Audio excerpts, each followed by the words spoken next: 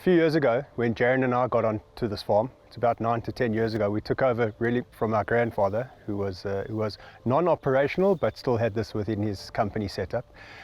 One of the first things we did was we went with him to an FNB symposium in Johannesburg.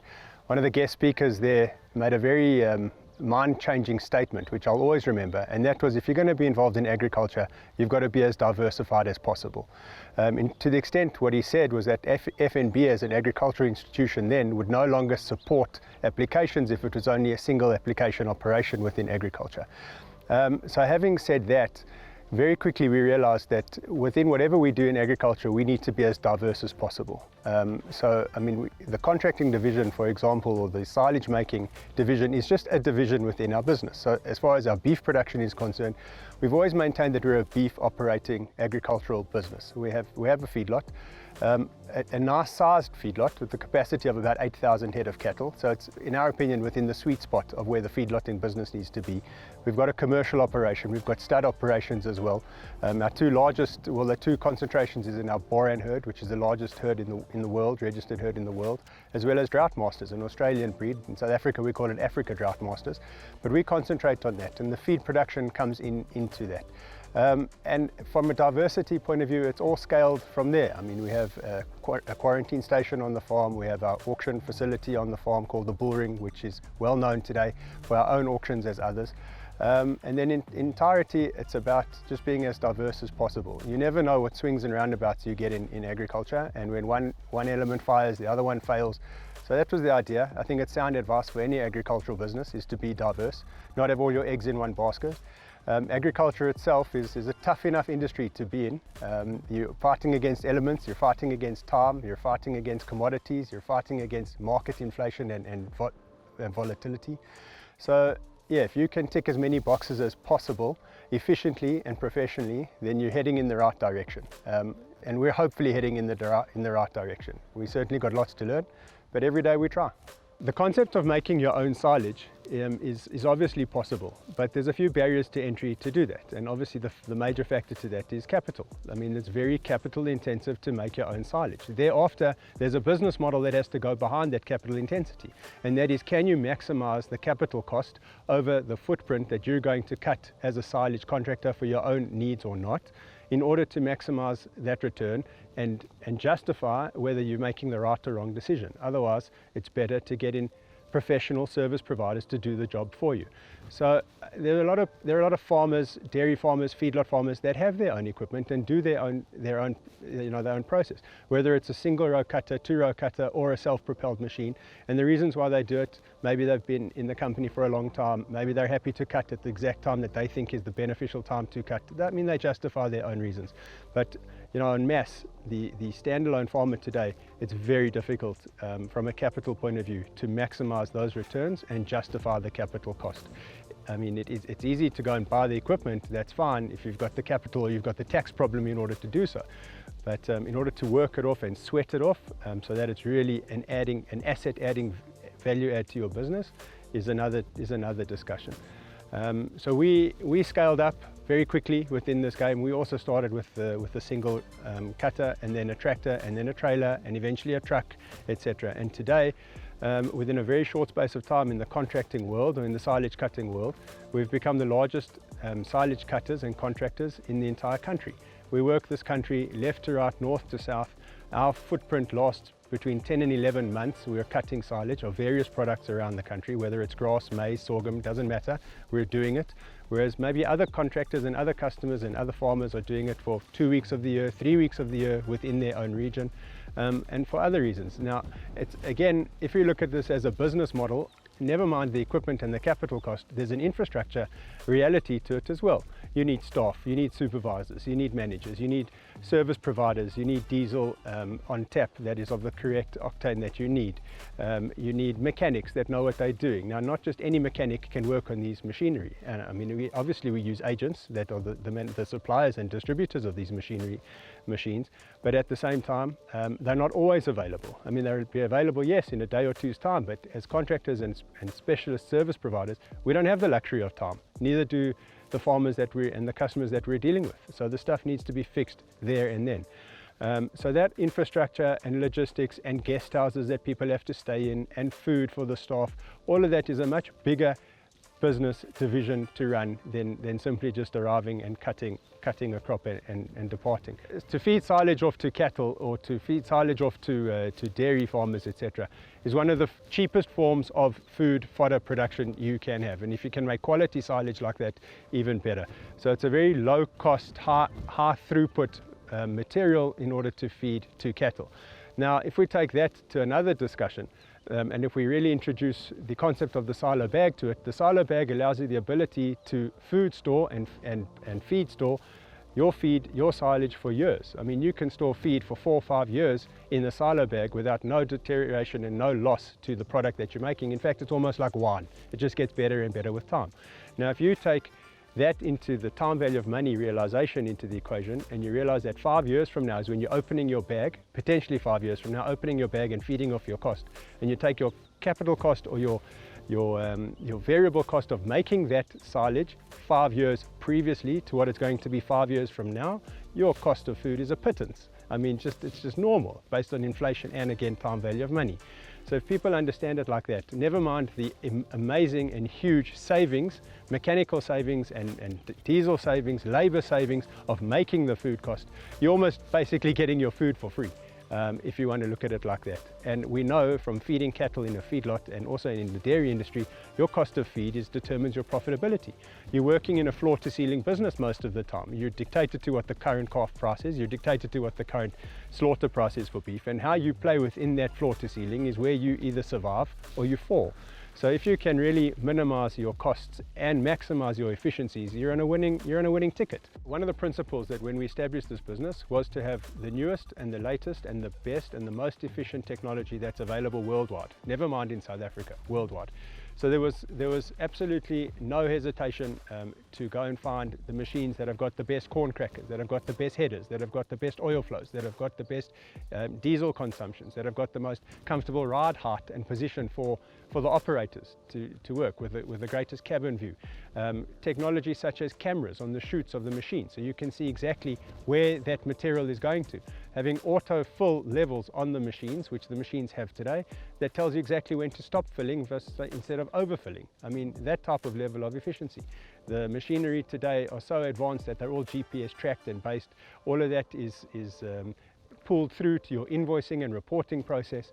So that technology exists, and we wanted that technology. Without that technology, we're not providing the correct service to the customer that's paying. I mean, I say it tongue-in-cheek, but if you don't have that infrastructure and you're not prepared to invest in it, it's almost like theft. You arrive, you send an invoice, you get paid, but you're not doing the job that you're actually designed to do. The farmer is not a contract specialist, he's not a contractor, he's not a silage specialist. All he knows is that he needs his crop converted into something that's edible for his cattle. So, I mean, he can be taken advantage of very quickly, and that's not our idea. Our idea is to give him the best service possible. So as far as the infrastructure, as far as the technology, we wanted the latest and the best. We've got a corporate policy that every 3 years, whatever machinery we've got must get traded in and be replaced with the newer technology that's available. And that's one of the principles that we've applied ourselves on, so that we don't get stuck in the rut of having obsolete equipment. We don't get stuck in the position where our machinery is oil dripping and leaking all over the crop, where stuff is standing in the lands, getting broken down and fixed by mechanics versus working. It must all be under warranty. We need to use the infrastructure of the agents and the service providers to the best of our abilities, and actually micromanage them to micromanage our product, so that we are the most efficient and provide the best service to our customers. So all of that is part of the process and part of the puzzle, and it's something Jaron and I will always do. We're never going to cut a corner. Although these things are expensive, price is important, obviously, but it's not the only factor. The most important factor is to get the best product and the best you can afford and you can work with, so that it becomes a viable option for you to make a living out of, as well as to provide benefit for your customers. We first got introduced to John Deere as a silage or as a forage harvester a few years ago. We had our own, a very old machine. It worked, it did its job, but it was an old machine. It was time to get going. The newer machines we got introduced to a few years ago, actually in France. We were invited and we went to the SEMA show, which happens every 2 years. We saw this monster John Deere forage harvester with this huge 9-meter header that was sitting out in front of us. We took pictures of it, we jumped on it, we sat on it, just like kids would do. And we realized that, we must start looking at the John Deere machine. machines. We now have 3 of them within our fleet, and they've been fantastic machines. Our staff love them and operate with them.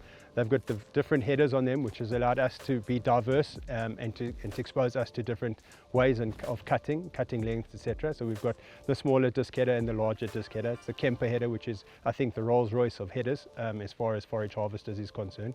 So we've had absolutely no regrets with the John Deere machine. It's been a fantastic machine. It's created its own demand. It's priced very competitively within the market. And obviously the John Deere brand you can't go wrong with. I mean, John Deere in South Africa is a religion, the same as brandy and Coke is a religion. So John Deere is definitely there to stay, and it's something that we're happy to be involved with and to be associated with. The machine's done its own task. We started with one as a test and as a demo. Our local agents in Bethel, which is Afgri Bethel, were very good to us. They gave us one on demo and on loan for many, many months, and whatever we threw at the machine stood up to and really outperformed what we expected it to do. So it was a great relationship to start off with, and after that we bought a second machine, and now we have 3. So the John Deere machine, for what it's capable of and what it does for us, we've got absolutely no regrets. It works equally well in the grass production that we do, and as well as in the maize and in the sorghum for making forage. The customers also like it. The customers, when the John Deere arrives onto their farm, they also get excited to see a John Deere walking onto and arriving on their farm. And it's been a very exciting process. One of our farmers, one of our customers, a good friend of ours, when the John Deere machine arrived on his farm, he was happier that you can ever believe. In fact, he didn't even send his kids to school that day. He wanted them to sit and watch what was going on the whole day with the John Deere machine on their lands. So really, it's been a great recipe for success, and it's been wonderful getting exposed to John Deere, to Afgri in South Africa, and it's created a great friendship for us. So these machines, these monster machines that you pay so much money for today, are so technically advanced and are so capable of anything that you throw at them that you really almost need to go to university again in order to learn what these things can and can't do, and to really maximize what their abilities are. So if you look at the John Deere machine with its RV lock system, which is its variable, and it's all done automatically for you, almost like driving an automatic vehicle versus a manual vehicle which hunts for its own gears and provides its own power where necessary. So that technology within its own field, when you're cutting corn, when you're cutting silage, for example, in a field, various parts of the 20-30 hectare field will have different moisture levels to it. Now this technology within the machine, which is all automatic, the operator doesn't have to do anything different, changes and varies the cut length of the crop to determine what moisture level it's cutting at the right time and at the right place, which again provides a fantastic service to cutting the corn or cutting the crop for the benefit of the end user, which is the cattle themselves, so that it enhances the digestibility of the product. So that type of level of thinking and level of discussion that these ginormous companies are busy dealing with, and the R&D departments, and the amount of infrastructure, financial contribution that's going into outthinking and outsmarting and improving today's product to make tomorrow's product better, is something that we're all the beneficiaries of. These products today are so unbelievable that I don't know how they're going to better them. But 3 years ago we said the same thing, and today they are better than they were 3 years ago. And 3 years from now it'll be the same thing there afterwards. So I mean, it's all part of the process. It's all a hand-in-glove scenario. We're here to help the manufacturers, and the manufacturers are here to help us. We're there to then help the farmers. We're there to help the cattle. So again, it's all part of the partnership, it's all part of the synergies, it's all part of the hand-in-glove environment of which business is today. One of the very important factors about using the machines that we use, these large-scale operations and machines that we use, is comfort, driver comfort and comfort of operator. You must understand that when we go into a field, we're there to work, and when we work in those fields, we're there for hours and hours and hours on end. Some of our teams actually operate 24 hours a day if necessary to get through. So if the driver is not comfortable sitting there and he gets tired doing the job, and his back starts to ache and his leg starts to ache, etc., it becomes a problem, almost like sitting on an aeroplane for 12 hours without being able to move. So the ride height and the comfort in the cabin within the John Deere machines is exceptional. We've had no complaints from any of our staff, managers, operators with regards to using these machines. They enjoy it, they're very comfortable in there, the air cons work, the radios work, they're happy. The scope of vision within the cabin is very good for them. They can see the crop in front of them, right in front of them. So I think that the dimensions and the angles that have been created are excellent. And the position and the seat is really, I mean, we underestimate the importance of it, but it is very, very important. if our managers get tired, if our operators get tired in there, they're going to cause accidents, they're going to cause problems, and that leads to damage, of which somebody has to be accountable afterwards. So we try our best to provide as comfortable a platform, as nice a working environment as possible, so that we can do the job as best as possible and as efficiently as possible. And again, it all part of the puzzle of providing a professional turnkey service at any and every stage of the game.